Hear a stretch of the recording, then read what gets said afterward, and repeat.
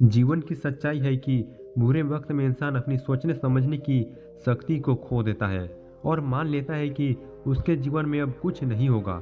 मगर क्या यह सोचना ठीक है?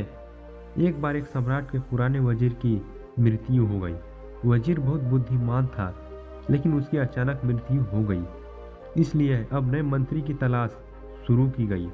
साम्राज्य बहुत बड़ा था, इसलिए उसे संभालने के लिए एक बुद्धिमान और दूरदर्शी वजीर की जरूरत थी। पूरे राज्य में सबसे बुद्धिमान और चतुर व्यक्ति की तलाश शुरू हो गई। इसके लिए राज्य भर में कई तरह की परीक्षाएं आयोजित की गई। पूरे राज्य से विचारशील और बुद्धिमान व्यक्तियों को चुना गया और फिर उसकी और भी कठिन परीक्षाएं ली गई और अंत में केवल 3 चुने हुए व्यक्तियों को राजधानी लाया गया ताकि सम्राट उनकी अंतिम परीक्षा ले सके। उन तीनों को एक कमरे में रखा गया और इसकी घोषणा स्वयं सम्राट ने की थी कि कल उनकी अंतिम परीक्षा ली जाएगी और जो इसमें उत्तीर्ण होगा उसे राज्य का वजीर घोषित कर दिया जाएगा। परंतु आश्चर्य की बात थी कि शाम होते होते यह बात सारी राजधानी में फैल गई।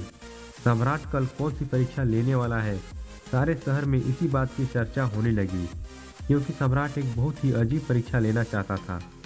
कल सुबह उन तीनों को महल के एक बड़े कमरे में बंद कर दिया जाएगा और एक बड़ा ताला लगा दिया जाएगा। उस कमरे का दरवाजा ताला उस राज्य के कारीगर हो गणित और इंजीनियरों द्वारा बनाया गया था।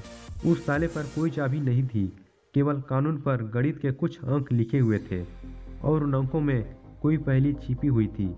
जो उस पहेली को हल करेगा वही उस ताले को खोल पाएगा।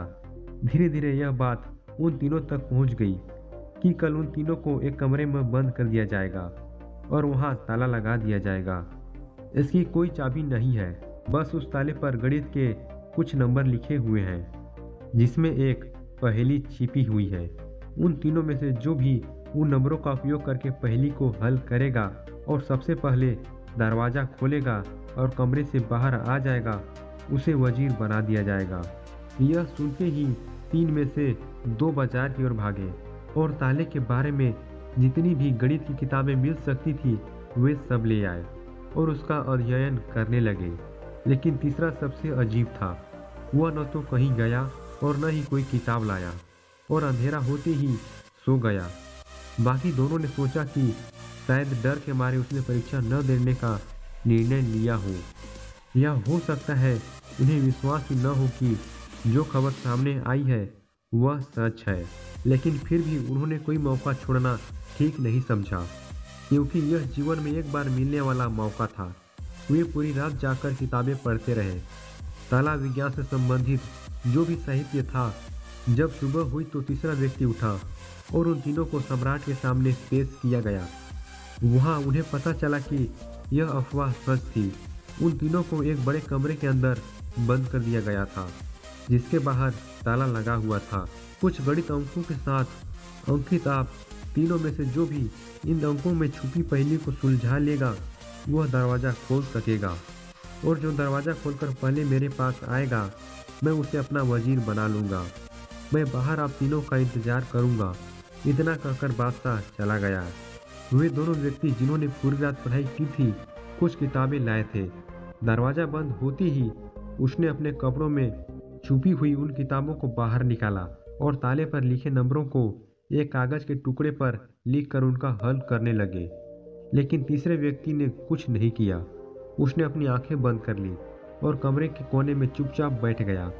उसे बैठा देखकर वे दोनों हंस पड़े और ताना मारते हुए बोले, क्या तुमने हार मान ली?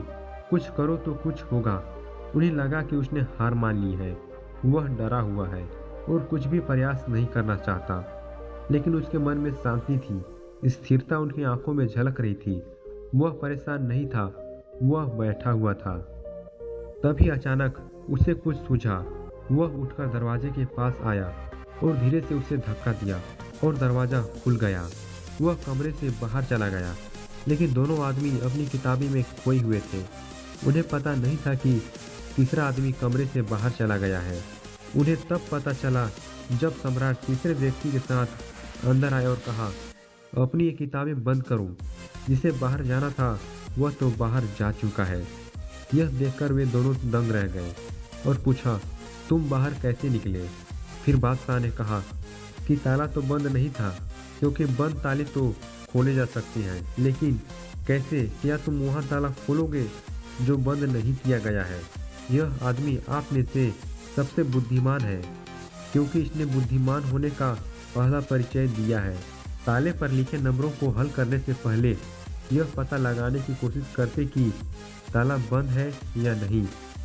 एक आदमी वास्तव में होशियार है जो किसी भी समस्या को हल करने से पहले ये जांचता है कि जो वह हल करने जा रहा है वह वास्तव में समस्या है या नहीं।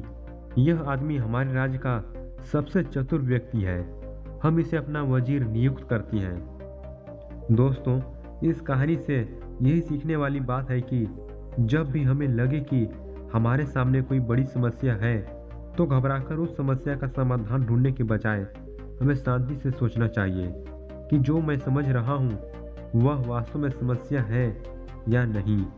वास्तविक समस्या कुछ और है जो मैं अभी नहीं देख पा रहा हूँ। दोस्तों, वीडियो को यहीं पर समाप्त करते हैं। मिलते हैं कोई अगले वीडियो में। तब तक